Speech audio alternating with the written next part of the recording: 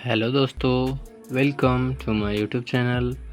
आज की इस वीडियो में हम लोग 10वीं कक्षा की राजनीति विज्ञान, जिसे इंग्लिश में कहते हैं पॉलिटिकल साइंस की चैप्टर 2, जिसका नाम है सत्ता में साझेदारी की कार्यप्रणाली। इस वीडियो में इस चैप्टर से रिलेटेड जितने भी ऑब्जेक्टिव प्रश्न हैं जो बोर्ड एग्जाम में पूछे गए हैं और पूछे जाने की संभावना है, वो सभी इस वीडियो में कवर करेंगे। जैसा कि आपको दिखाई दे रहा है कि यहाँ पर पूछा गया है 2012 ए में, फिर 2017 सी में, 2020 ए में। ये सभी प्रणाली है, जैसे फर्स्ट सीटिंग सेकेंड सीटिंग होता है, वो सभी 2012 में भी पूछा गया प्रश्न, 2017 में भी पूछा गया, 2020 में भी पूछा गया है। ठीक उसी तरह ये प्रश्न जो है संघ सरकार 2013, 15, फिर 18, 19, 20, 21, इस सभी एग्जाम में पूछा गया प्रश्न है। तो बिना किसी देरी की वीडियो को स्टार्ट करते हैं। फर्स्ट क्वेश्चन है, संघ राज्य की विशेषता नहीं है। संघ राज्य की विशेषता होती है, इसमें नहीं पूछ रहा है। ठीक, तो इकहरी शासन व्यवस्था। इस संघ का अर्थ होता है साथ मिलकर।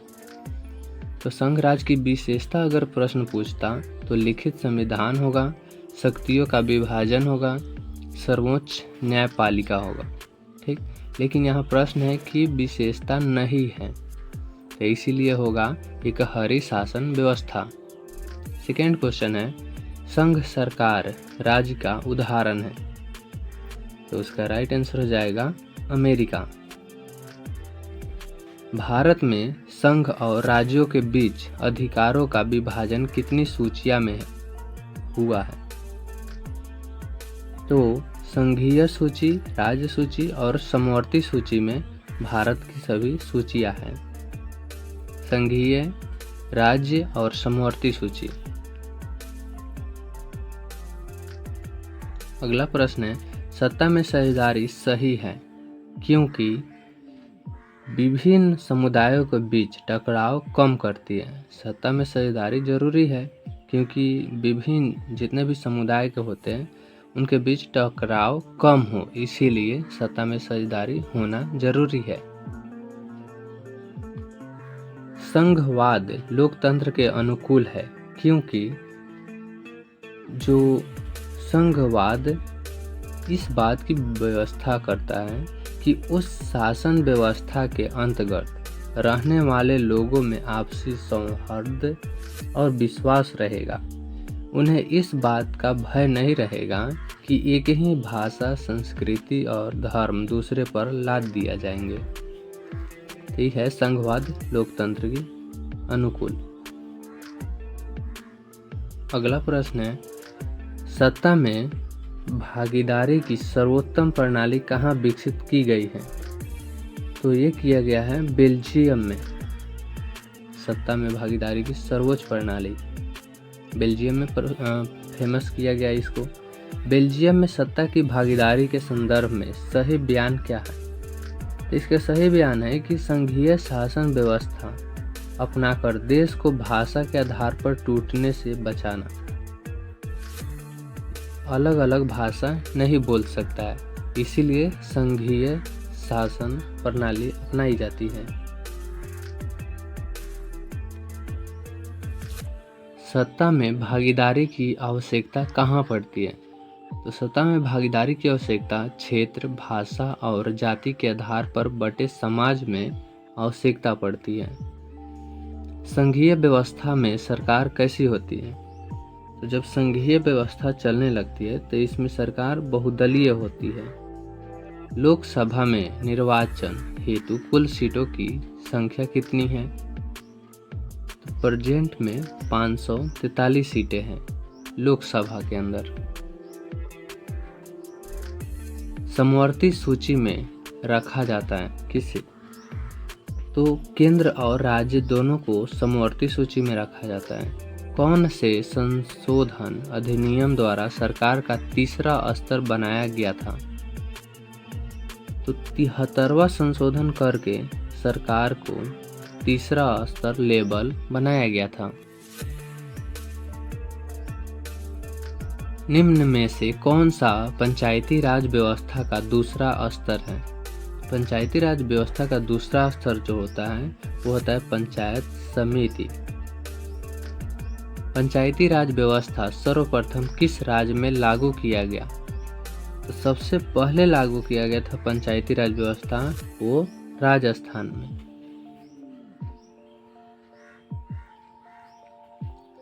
ग्राम कचहरी का प्रधान कौन होता है? तो आप सभी जानते हैं कि ग्राम कचहरी का प्रधान जो होते हैं वो सरपंच होते हैं। भारत में किस प्रकार की शासन प्रणाली है? तो भारत में जो है संघीय संसदीय प्रणाली है। बिहार में पंचायती राज व्यवस्था का कार्यकाल कितना होता है? तो बिहार में 5 साल। बिहार ही नहीं, बहुत जितने भी लोकसभा और राज्यसभा में सीटें आती है वो 5 वर्ष का ही आती है। जैसे प्रधानमंत्री, राष्ट्रपति, मुख्यमंत्री, ये सभी की कार्यकाल 5 वर्ष का ही होता है। पटना नगर निगम के प्रधान को क्या कहा जाता है? तो पटना के प्रधान जो रहेंगे महानगर के, तो उसको महापौर कहा जाता है। पंचायती राज के त्रिस्तरीय स्वरूप में इनमें से कौन सही नहीं है? तो इसका सही आंसर हो जाएगा नगर निगम। त्रिस्तरीय रूप में नहीं रहते हैं। त्रिस्तरीय में रहते हैं सिर्फ ग्राम पंचायत, पंचायत समिति और जिला परिषद। भारतीय संविधान की 8वीं अनुसूची में कितनी भाषाओं को स्थान दिया गया है? तो टोटल 22 भाषा जो है ये 8वीं अनुसूची में मेंशन किया गया है संविधान में। भारत में पहला नगर निगम कहाँ बना? पहला नगर निगम मद्रास, जो कि चेन्नई में बना था। पंचायती राज संस्थाओं को संवैधानिक दर्जा किस संविधान संशोधन से प्राप्त हुआ? तो दर्जा जो प्राप्त हुआ 73वां संविधान संशोधन में प्राप्त हुआ पंचायती राज व्यवस्था का। निम्न में से कौन नगर निगम के आय का स्रोत नहीं है? यहाँ पर पूछ रहा है प्रश्न कि आय का स्रोत नहीं है, तो वो हो जाएगा आयकर, इनकम टैक्स। निम्न में कौन पंचायत की व्यवस्थापिका सभा है? पंचायत की व्यवस्थापिका जो है वो ग्राम सभा है। राज्यपाल की नियुक्ति कौन करता है? तो राज्यपाल की जो नियुक्ति करते हैं वो करते हैं माननीय राष्ट्रपति महोदय। स्थानीय स्वशासन राज्य के नीति निर्देशक सिद्धांतों के किस अनुच्छेद में है? तो अनुच्छेद 40 के अंदर स्थानीय स्वशासन की नीति का मेंशन किया गया है संविधान में, अनुच्छेद 40 के। ग्राम कचहरी में मुकदमे सुलझाए जाते हैं, वो सुलझाए जाते हैं दीवानी मामले और फौजदारी मामले। ग्राम कचहरी में ये भी दोनों हो जाएगा। ग्राम पंचायत का प्रधान कौन होता है? तो ग्राम पंचायत का प्रधान जो होता है वो होता है मुखिया। भारत में प्रथम नगर निगम की स्थापना कहाँ है? कहाँ हुई? तो चेन्नई। अभी पीछे बताए हैं कि भारत में प्रथम नगर निगम की स्थापना कहाँ हुआ था? चेन्नई, मद्रास में। भारत में अनुसूचित भाषाएं कितनी हैं? तो टोटल भाषा जो है 24 है अनुसूचित भाषाएं, लेकिन मेंशन किया गया है 22 भाषा की।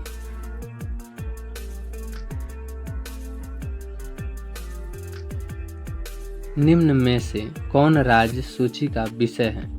राज्य सूची का विषय कौन है? तो कानून व्यवस्था। बिहार के किस जिले में सर्वप्रथम नगर निगम की स्थापना की गई? तो किया गया था पटना में नगर निगम की स्थापना। संविधान सभा का गठन कब हुआ था? तो इसका गठन हुआ था 1946 ईस्वी में। जिला परिषद का कार्यकाल कितने वर्षों का होता है? ये होता है 5 वर्षों का।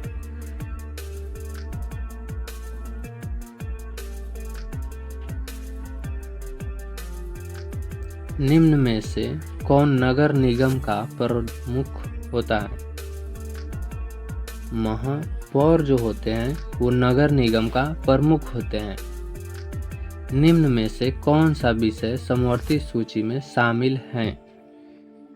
इसका आंसर हो जाएगा शिक्षा। समवर्ती सूची में शिक्षा का मेंशन हुआ है। अगला प्रश्न है, राष्ट्रवादियों और यूके के सरकार के बीच कब समझौता हुआ? समझौता हुआ था 1998 ईस्वी में। संविधान का अनुच्छेद 40 किससे संबंधित है? तो ये संबंधित है स्थानीय स्वशासन से। ये कंपटीशन के लिए अच्छा प्रश्न है। ठीक, संविधान का अनुच्छेद 40 किससे संबंधित है? स्थानीय स्वशासन से। अगला प्रश्न है, वेस्ट इंडीज में संघ की स्थापना कब की गई? तो ये संघ की स्थापना किया गया था 1958 ईस्वी में। निम्नलिखित में से कौन संघों के एक साथ आने का उदाहरण नहीं है? संघ के साथ आने का उदाहरण नहीं पूछा गया है। ठीक, तो भारत है।